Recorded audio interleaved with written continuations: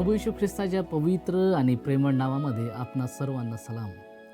उपासना कार्यक्रमाच्या नवीन भागात आपले मनपूर्वक स्वागत. मागील भागात आपण देवाने दिलेल्या आज्ञा आणि खरी उपासना याविषयी अभ्यास केला. देवाला केवळ धार्मिक विधी नव्हे तर पवित्र आणि आज्ञाधारक जीवन प्रिय आहे हे आपण शिकलो. आजच्या भागात आपण निर्गम अध्याय 21 आणि 22 यांचा अभ्यास करणार आहोत. या अध्यायामध्ये देवाने आपल्या लोकांसाठी विविध नियम आणि मार्गदर्शक तत्त्वे दिली आहेत.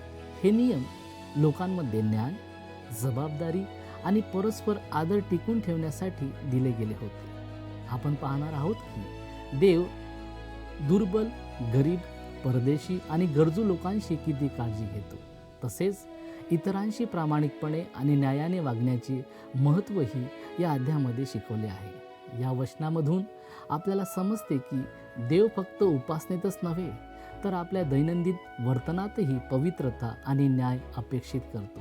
तर चला आजच्या अभ्यासातून देवाच्या न्यायी आणि दयाळू स्वभावाचे दर्शन घेऊया.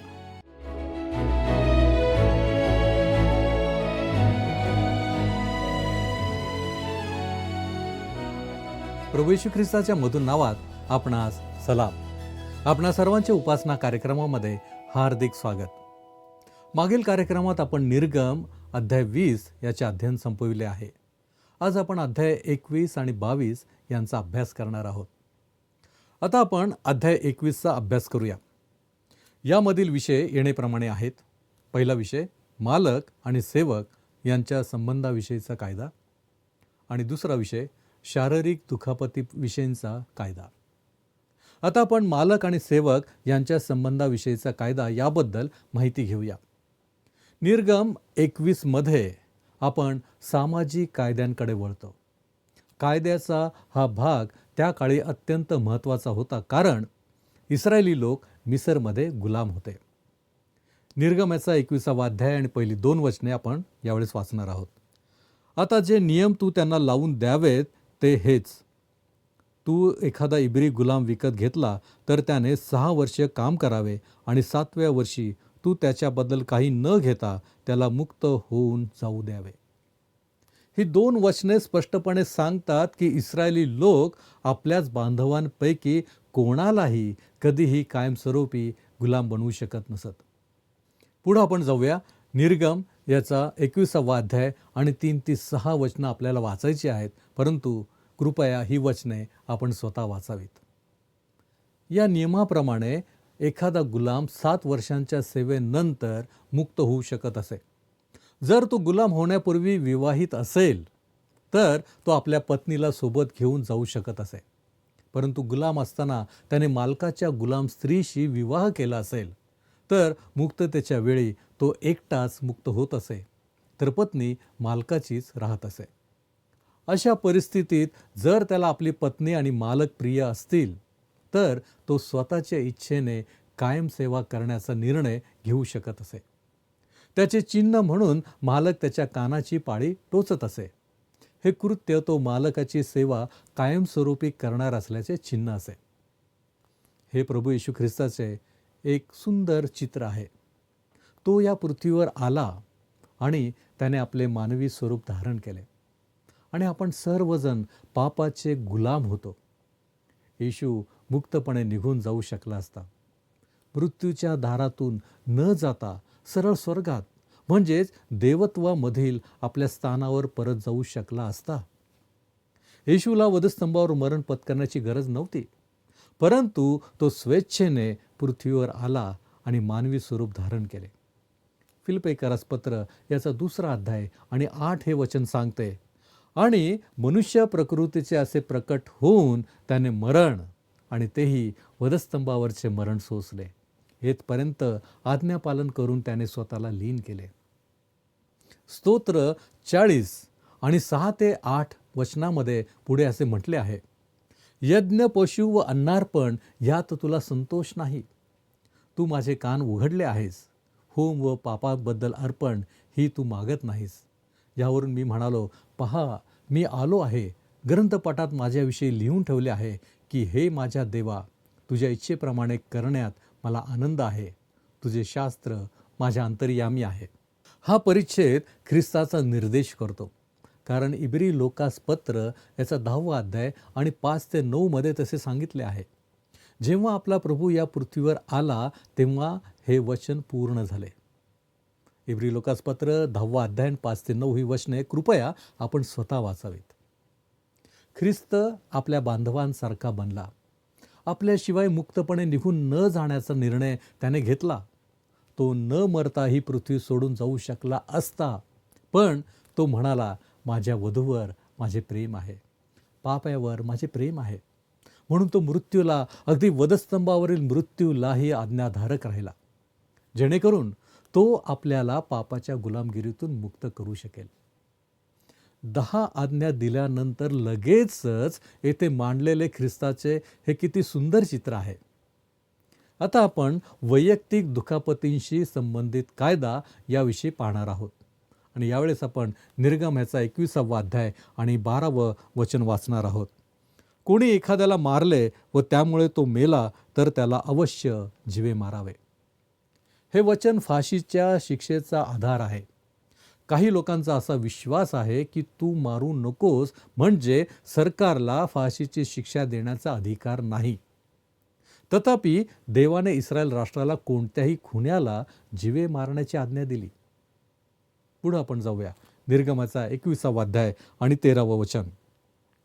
एखाद्याला मारून टाकण्याच्या हेतूने कोणी टपून बसला नव्हता, पण देवाने त्याला त्याच्या हाती पडू दिले, तर त्याला पळून जाण्यासाठी मी तुला स्थान नेमून देतो. पॅलेस्टाईनच्या संपूर्ण भूमीत 6 आशिऱ्याची शहरे म्हणजे शरणपुरे होती. हे सोयीस्कर ठिकाणी स्थापित केले गेले होते, जेणेकरून मनुष्यवधाचा आरोप असलेल्या व्यक्तीला तो ज्या प्रकरणामध्ये सामील होता तोपर्यंत तो निवारा मिळवू शकेल. या शहरांबद्दल आपण पुढे नंतर पाहूया. पुढे जात असताना आपण 14वं वचन पाहू. पण जर कोणी जाणून बुजून आपल्या शेजाऱ्यावर चालून गेला व कपटाने त्याचा घात केला तर त्याचा वध करण्यासाठी माझ्या वेदीपासून देखील त्याला घेऊन जावे. जर एखाद्या माणसाने पूर्वनियोजित खून केला तर त्या माणसाला फाशीची शिक्षा दिली जाईल. जर एखाद्या माणसाने स्वतःचा बचाव करण्याचा प्रयत्न करताना पूर्वकल्पना न घेता एखाद्याला आत्मसंरक्षणार्थ मारले तर त्या माणसाला फाशीची शिक्षा होणार नाही. पुढे आपण जाऊया. 15वं वचन. कोणी आपल्या बापाला किंवा आईला मारहाण केली तर त्याला अवश्य जीवे मारावे. हे घरासाठी देवाचे संरक्षण आहे. पाहूया आपण 16वं वचन. एखाद्या मनुष्याला चोरून नेऊन कोणी त्याला विकील किंवा चोरलेला त्याच्याजवळ सापडेल तर त्याला अवश्य जीवे मारावे. देवाला गुलामगिरी अजिबात मान्य नव्हती आणि खरे तर त्याने त्याचा निषेध केला. त्या दिवसात ही एक उत्तम व्यवस्था होती, परंतु देवाने ती हाताळली. पुढे आपण जाऊया. 17 ते 19 वचन आपण वाचणार आहोत. कोणी आपल्या बापाला किंवा आईला शिवाशाप दिले तर त्याला अवश्य जीवे मारावे. माणसे भांडत असता एकाने दुसऱ्याला दगड मारला किंवा ठोसा मारला व त्यामुळे त्याला मृत्यू न येता केवळ अंथरूण धरावे लागले आणि तो उठून काठी घेऊन हिंडू फिरू लागला तर मारणाऱ्याला सोडून द्यावे. मात्र तो घरी बसल्याबद्दल त्याचे झालेले नुकसान मारणाऱ्याने भरून द्यावे आणि त्याला पूर्ण बरे करवावे. दुसऱ्या शब्दात दुखापतीसाठी जो जबाबदार होता त्याने जखमींना परतफेड करायची होती, त्याचा वेळ आणि वैद्यकीय खर्च दोन्ही. वरील कायदे आणि या प्रकरणाच्या उर्वरित भागात मांडलेले इतर कायदे हे आपल्या देशाच्या कायद्यांचा आधार आहेत. ते कायदा आणि सुव्यवस्थेचे मूलभूत व्यासपीठ तयार करतात, जे सुसंस्कृत राष्ट्राच्या उभारणीसाठी आवश्यक आहेत. वचने 24 आणि 25 यामध्ये हे सर्व सांगून सारांशित करतात. निर्गम याचा 21वा अध्याय 24 आणि 25 ही वचने आपण वाचणार आहोत. डोळ्याबद्दल डोळा, दाताबद्दल दात, हाताबद्दल हात, पायाबद्दल पाय, डागण्याबद्दल डागणे, जखमेबद्दल जखम, फटक्याबद्दल फटका असा बदला घ्यावा. दुसऱ्या शब्दात या 2 वचनांमध्ये परस्परांसंबंधी नियम आहेत. कायदा आणि सुव्यवस्था आणि मानवी जीवन आणि मालमत्तेचे संरक्षण करायचे असेल तर कायद्याची अंमलबजावणी करणे आवश्यक आहे. देवाचे आभार आपल्या तारणासाठी आपल्याला नियमशास्त्र पाळण्यावर अवलंबून राहण्याची गरज नाही. एक आहे जो आपल्यावर कृपा करण्यास तयार आहे, जेणेकरून आपले तारण व्हावे, तो म्हणजे प्रभू येशू ख्रिस्त. आता आपण अध्याय 22 कडे वळत आहोत. यामधील विषय आहेत, पहिला विषय मालमत्तेच्या अधिकाराशी संबंधित कायदा, आणि दुसरा विषय मानवतेविरुद्धच्या गुन्ह्यांशी संबंधित कायदा. आता आपण मालमत्तेच्या अधिकारांशी संबंधित कायदा याविषयी माहिती घेऊया. आज असे काही लोक आहेत जे प्रश्न उपस्थित करतात की योग्य काय आणि अयोग्य काय. काहींचे म्हणणे आहे की योग्य आणि अयोग्य या गोष्टी सापेक्ष असतात. स्वतःला नास्तिक मानणारे एक महाविद्यालयीन प्राध्यापक या विषयावर चर्चा करत होते. त्यांचे म्हणणे होते की योग्य आणि अयोग्य या सापेक्ष गोष्टी आहेत. त्यांना जे योग्य वाटते आणि इतरांना जे योग्य वाटते त्यात जमीन आसमानाचा फरक असू शकतो. मग चर्चा करीत असताना त्यांनी विचारले, तुमचे हे ठाम निष्कर्ष कशावर आधारित आहेत? त्यांना सांगण्यात आले की ते देवाच्या वचनांवर आधारित आहेत. त्यांना पुढे सांगितले की त्यांच्यासारखाच इतरांचा स्वभाव असेल. काही ठिकाणी तडजोड करावीशी वाटते किंवा काही ठिकाणी शिथिलता आणावीशी वाटते, परंतु देवाने अनुसरण्यासाठी एक प्रमाण म्हणजे मानक दिले आहे. विशेष गोष्ट म्हणजे देवाच्या या प्रमाणामुळे अशा समाजाची निर्मिती झाली आहे जिथे कायदा आणि न्यायाचे अस्तित्व दिसून येते. अध्याय 21 ते 24 मध्ये मांडलेले कायदे दैनंदिन जीवनातील बारकाव्यांशी संबंधित आहेत. काही बाबतीत हे वाचन कंटाळवाणे वाटू शकते आणि एखाद्या कायद्याच्या पुस्तकासारखे वाटू शकते. तरीही आपले बहुतेक कायदे याच तत्वावर आधारित आहेत. मला आनंद आहे की देवाचे वचन सांगते, खून करू नकोस. यामुळे माझे आणि माझ्या कुटुंबाचे रक्षण होते. बायबल सांगते, तू चोरी करू नकोस. याचा मला आनंद आहे. यामुळे माझ्याकडील अल्पशा मालमत्तेचे रक्षण होते. समाजात सुव्यवस्था राखण्यासाठी हे आणि इतर कायदे मूलभूत आहेत. यावेळेस आपण वाचूया निर्गमाचं पुस्तक, याचा 22वा अध्याय आणि त्याचं पहिलं वचन. एखाद्या मनुष्याने बैल किंवा मेंढरू चोरून ते कापले किंवा विकून टाकले तर त्याने बैलाबद्दल 5 बैल आणि मेंढराबद्दल 4 मेंढरे द्यावीत.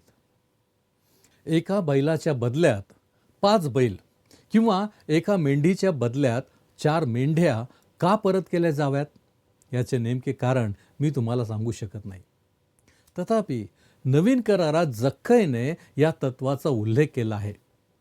लुकाचं शुभवर्तमान याचा 19वा अध्याय आणि 8 हे वचन सांगते, तेव्हा जक्कई उभा राहून प्रभूला म्हणाला, प्रभूजी पहा, मी आपले अर्धे द्रव्य दरिद्र्यास देतो आणि मी अन्यायाने कोणाचे काही घेतले असेल तर ते चौपट परत करतो.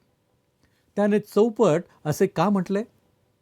तो मोशेच्या कायद्याचा संदर्भ देत होता.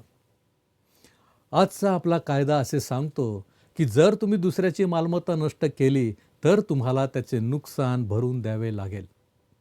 जेव्हा तुम्ही दुसऱ्याची मालमत्ता खराब करता किंवा नष्ट करता तेव्हा आपला समाज केवळ ती वस्तू बदलून देण्याची किंवा तिचे मूल्य देऊ करण्याची अपेक्षा करतो. मानवी स्वभाव पाहता देवाने दिलेला चौपट भरपाई देण्याचा नियम अधिक चांगला आहे. जर आपण नष्ट केलेल्या किंवा खराब केलेल्या कोणत्याही गोष्टीची चौपट भरपाई करावी लागली असती तर आपण अधिक काळजी घेतली असती. मानवी स्वभाव नेहमीच सारखा असतो आणि देवही नेहमीच सारखा असतो. देव माणसाशी अशा प्रकारे व्यवहार करतो जे त्याच्यासाठी सर्वोत्तम असते. पुढे आपण जाऊया. दुसरं वचन आपण वाचू. निर्गमनाचा 22वा अध्याय वचन 2. चोर घर फोडत असता सापडला व ठार मरेपर्यंत त्याला मार बसला तर त्याच्या खुनाचा दोष कोणावर यायचा नाही. हा नियम तुम्हाला स्वतःच्या संरक्षणाचा अधिकार देतो. एकदा एका चोराने एका व्यक्तीच्या घरात घुसण्याचा प्रयत्न केला आणि घर मालकाने त्याला गोळी घातली. त्या चोराने घर मालकावर हजारो रुपयांच्या नुकसान भरपाईसाठी खटला भरला. हे प्रकरण न्यायालयात गेले आणि एका मूर्ख न्यायाधीशाच्या निर्णयामुळे चोराने खटला जिंकला. कारण त्या न्यायाधीशाच्या मते घर मालकाला त्याला गोळी मारण्याचा अधिकार नव्हता. नुकसान भरपाई देण्यासाठी घर मालकाला आपली मालमत्ता विकावी लागली आणि चोराच्या विरोधात कोणताही निर्णय दिला गेला नाही. आजच्या काळात निष्पाप लोकांच्या हक्कांची पर्वा न करता गुन्हेगारांच्या हक्कांचे रक्षण करण्यावर मोठा भर दिला जातो. देवाचा नियम माणसाच्या मालमत्तेचे आणि घराचे रक्षण करतो. या तत्वानुसार आपली मालमत्ता, आपले घर आणि आपल्या प्रियजनांचे रक्षण करणे हे माणसासाठी न्याय्य ठरते. देवाचे नियम ही मूलभूत तत्वे आहेत जी समाजाला कायदा आणि सुव्यवस्था प्रदान करतात. जर मानवजातीने निर्गम पुस्तकात दिलेल्या देवाच्या सामाजिक नियमांचे पालन केले असते तर आज ज्या देशांमध्ये आणि शहरांमध्ये आपल्याला सामाजिक समस्यांना सामोरे जावे लागत आहे त्या उद्भवल्या नसत्या. कायदेशीर व्यवस्था आता अशा लोकांनी भरलेली आहे ज्यांना बायबलची माहिती नाही, कारण ते स्वतःच त्यापासून खूप दूर आहेत. त्यांची पार्श्वभूमी अशी आहे की ते कायद्याचा योग्य अर्थ लावण्यास सक्षम नाहीत. असे म्हणतात की एका मोठ्या विकसित देशाचे संविधान अशा माणसांनी लिहिले होते जे सर्वच ख्रिस्ती नव्हते. खरं तर त्यामधील बहुतेक जण नैसर्गिक धर्माचे पुरस्कर्ते होते, परंतु त्यांना देवाच्या वचनाबद्दल आदर होता. अलीकडेच एका माणसाने असे म्हटले की थॉमस जेफरसन यांनी बायबलची थट्टा केली होती, पण त्यांनी तसे केले नव्हते. थॉमस जेफरसन यांच्या विधानांवरून असे दिसून येते की चमत्कारिक घटनांवर विश्वास नसताना आणि स्वतःच्या वैयक्तिक जीवनात त्याचे पालन न करत असूनही त्यांना देवाच्या वचनाबद्दल नितांत आदर होता. मात्र अनेक ठिकाणी असे लोक कायदे राबवण्याचे काम करत आहेत ज्यांना बायबलची कोणतीही पार्श्वभूमी नाही. याच कारणामुळे आपण संकटात आणि तेही अत्यंत गंभीर संकटात सापडलो आहोत. पुढे आपण जाऊया 22वा अध्याय आणि 3रं वचन. पण तो चोरी करीत असता सूर्योदय झाला तर मारणाऱ्यावर खुनाचा दोष येईल. चोराने नुकसान अवश्य भरून द्यावे. तो कंगाल असला तर चोरीच्या भरपाईसाठी त्याची विक्री करावी. जर एखाद्या माणसाने चोरी केली तर त्याने चोरलेल्या वस्तूंची भरपाई केली पाहिजे, अगदी पैसे देण्यासाठी स्वतःला गुलाम म्हणून विकण्यापर्यंत. पुढे जाऊया 22वा अध्याय आणि 5वं वचन.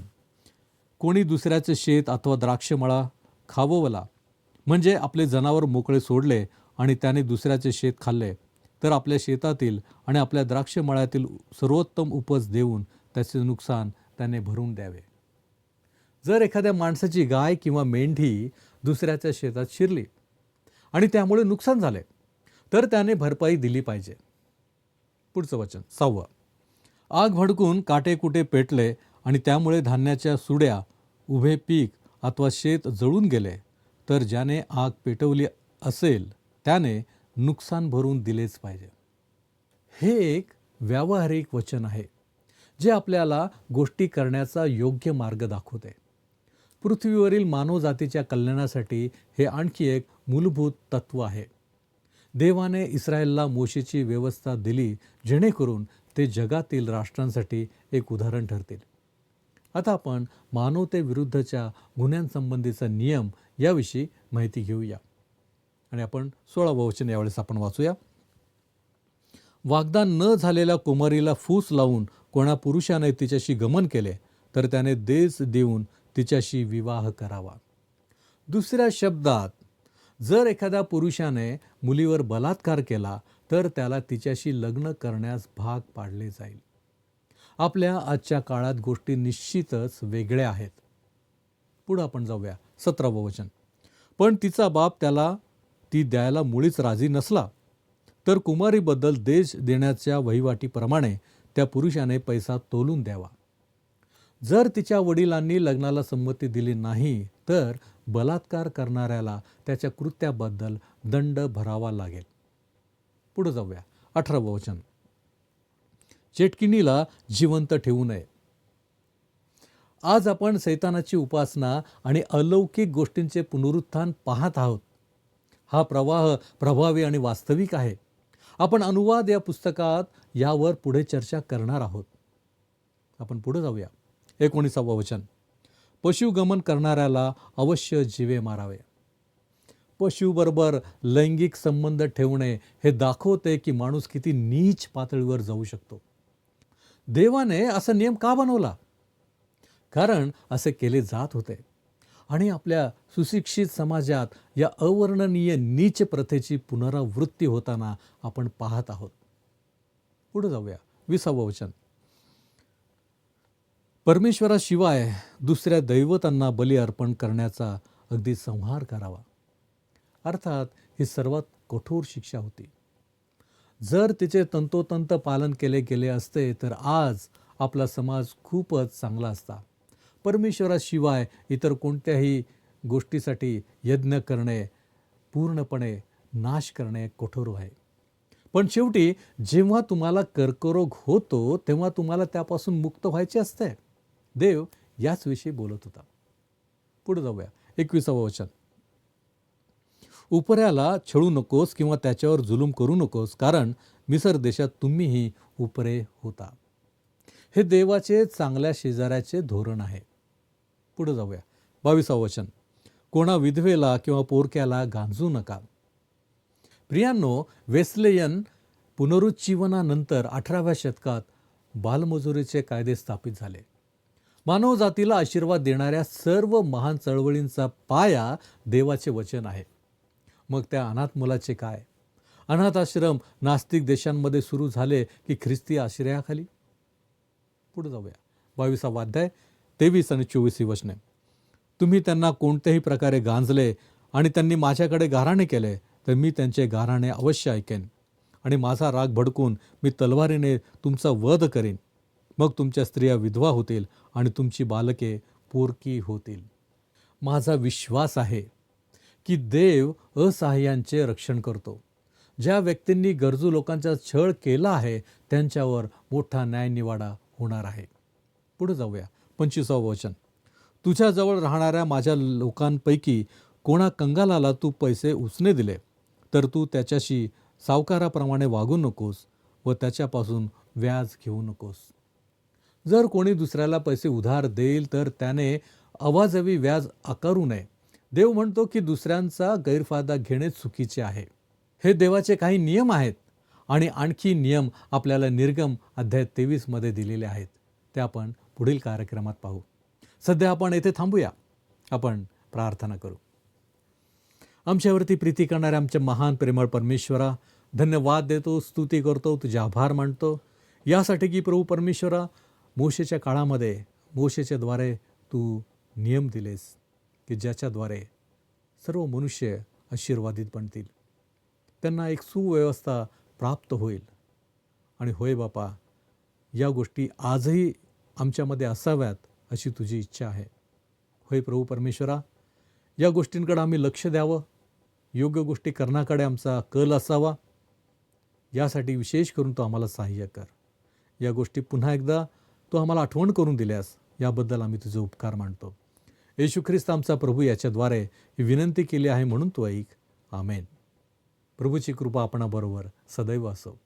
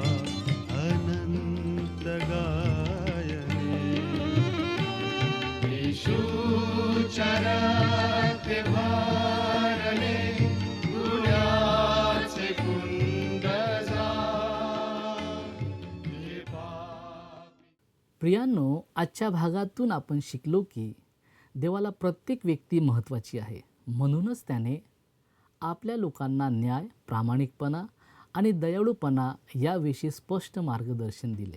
निर्गम अध्याय 21 आणि 22 आपल्याला आठवण करून देतात की आपला विश्वास केवळ शब्दांमध्ये नसावा, तर तो आपल्या वागणुकीत आणि निर्णयामध्येही दिसायला पाहिजे. आपण हेही पाहिले की देव विशेषतः दुर्बल, गरजू आणि अन्याय सहन करणाऱ्या लोकांची काळजी घेतो. म्हणून आपणही इतरांशी प्रेमाने, आदराने आणि न्यायाने वागले पाहिजे. आज आपण स्वतःला विचारूया, माझ्या बोलण्यात, व्यवहारात आणि नातेसंबंधांमध्ये देवाचा न्याय आणि प्रेम दिसते का? जेव्हा आपण देवाच्या तत्वानुसार जीवन जगतो तेव्हा आपल्या जीवनातून त्याची महिमा प्रगट होते.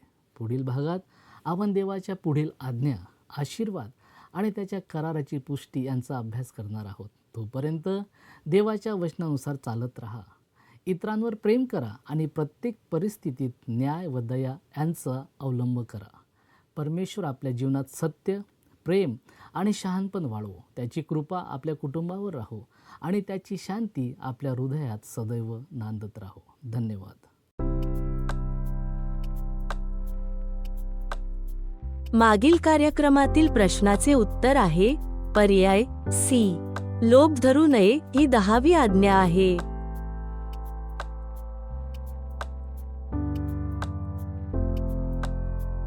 आजचा प्रश्न, किती वर्षांच्या सेवेनंतर गुलाम मुक्त होऊ शकत असे?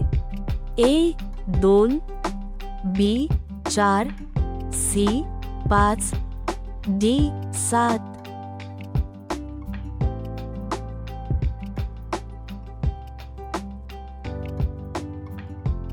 प्रियांनो, या प्रश्नाचे उत्तर उद्या सकाळी 6 वाजण्याच्या आधी पर्याय ए, बी, सी किंवा डी लिहून आपले नाव, पत्ता आणि ठिकाण यासोबत मोबाईल नंबर 7021474742 वर SMS किंवा व्हॉट्सॲप करा. हा कार्यक्रम आपणास आवडला काय? आता आम्हाला एक मिस कॉल करा.